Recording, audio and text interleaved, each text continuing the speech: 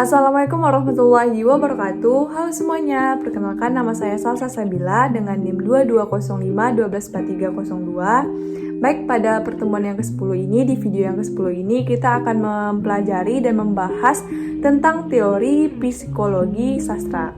Langsung saja ke videonya. Baik, sebelum kita masuk ke dalam menilai karya sastra dengan teori psikologi sastra, sebaiknya kita mengetahui apa itu psikologi sastra terlebih dahulu. Psikologi sastra merupakan kajian sastra yang pusat perhatiannya pada kreativitas kejiwaan dari tokoh yang ada dalam suatu karya sastra.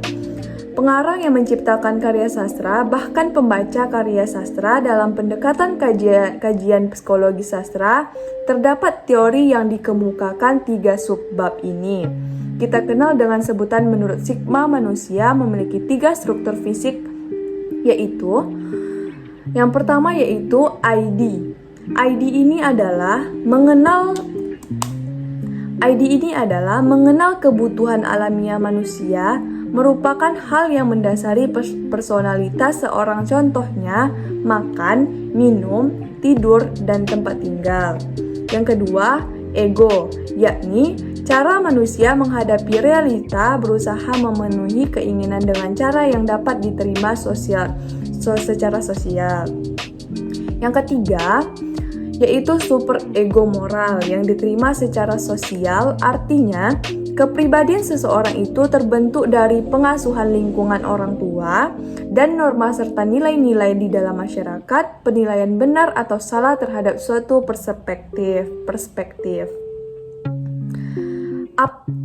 Selanjutnya, apa yang terjadi ketika ID, ego, dan superego ini tidak terpenuhi, yaitu akan terjadi ketakutan, kecemasan, dihantui perasaan malu, rendah diri, serta perasaan bersalah.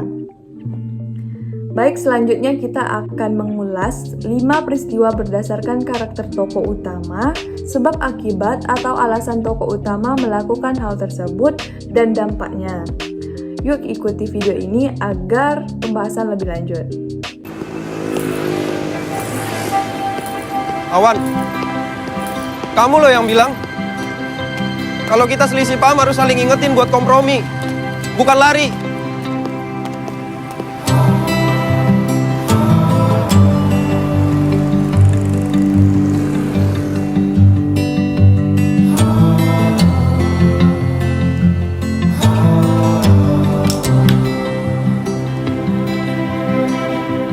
Apaan sih?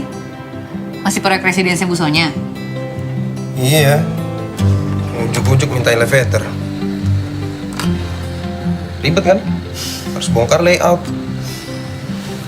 Karakter pertama yaitu kurang perhatian.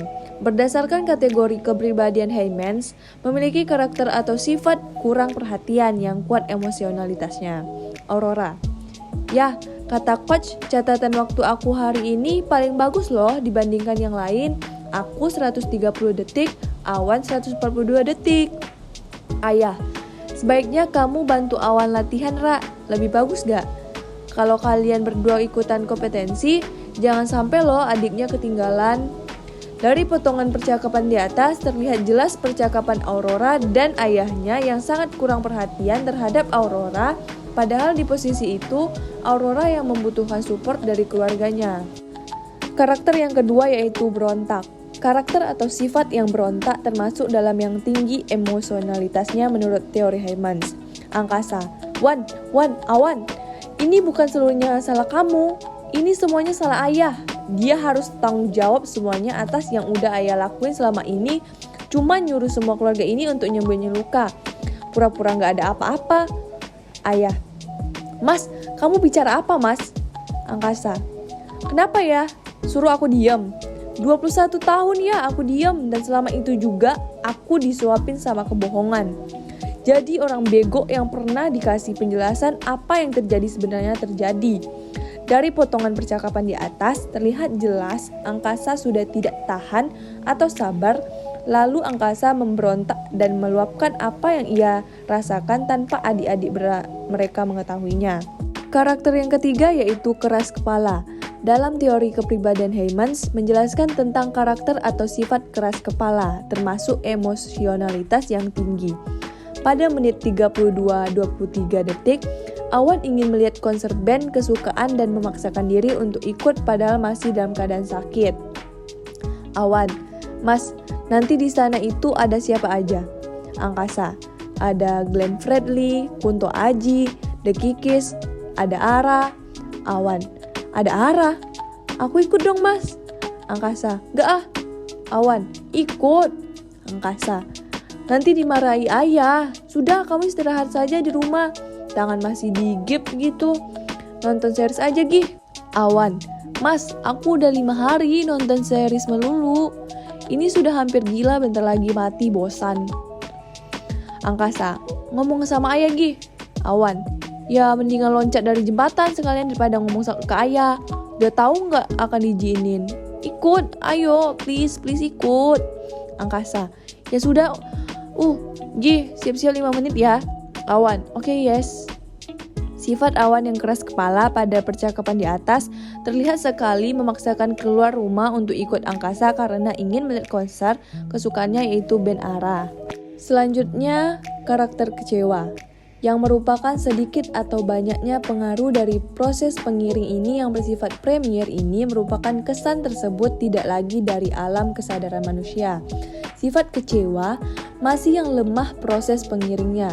Pada menit ke 1 jam 38 menit 25 detik, Awan mengetahui bahwa Kale tidak bisa menjalin hubungan lebih dari seorang teman. Awan, sebenarnya kita ini apa sih, Le? Kale, kamu maunya apa? Kalau kamu butuh teman ngehibur atau kamu nyari teman, aku bisa, tapi kalau lebih dari teman, aku gak bisa. Awan, maksudnya? Kale, kalau kamu butuh teman yang bikin kamu bahagia, bukan aku orangnya. Bukan aku gak suka juga sama kamu, bukan. Tapi, aku gak mau punya tanggung jawab atas kebahagiaan orang lain. Awan, aku pengen kita nyoba, Le. Lebih dari kita sekarang. Aku yakin kok kita bisa bahagia satu sama lain. Kale, bahagia itu tanggung jawab masing-masing, Wan. Potongan cerita Awan di atas merasa sangat kecewa mendengar Kale berbicara seperti itu. Yang terakhir yaitu karakter merasa bersalah. Sedikit atau banyaknya pengaruh yang bersifat premier dari kesan tersebut yang tidak lagi dari kesadaran manusia, karakter merasa bersalah masuk pada lemah proses pengiringnya menurut teori kepribadian Heymans. Awan merasa bersalah di saat Aurora mengutarakan kesedihannya karena tak pernah dianggap di keluarga dan keluarganya mengacaukan acara pameran tunggalnya. Awan minta maaf pada kedua kakaknya karena sudah mengambil perhatian kedua orang tua mereka pada menit 1 jam 51 menit 57 detik. Aurora, aku daftar beasiswa di London yang gak terima sih. Itu mau aku jadiin kayak tiket untuk aku keluar rumah. Lagi selama ini aku di rumah juga ngerasa kayak hidup sendirian. Jadinya sekalian aja.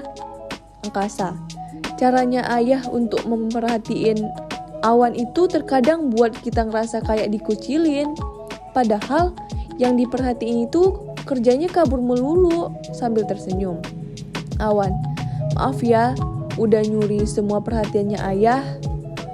Ayah tidak peduli dan acuh pada kakak yang lainnya dan Awan merasa bersalah dikarenakan ayah memang lebih peduli kepadanya. Baik, sampai di situ dulu video dari saya Salsa Sabila tentang psikologi sastra. Semoga bermanfaat dan sampai jumpa di video selanjutnya. Dah.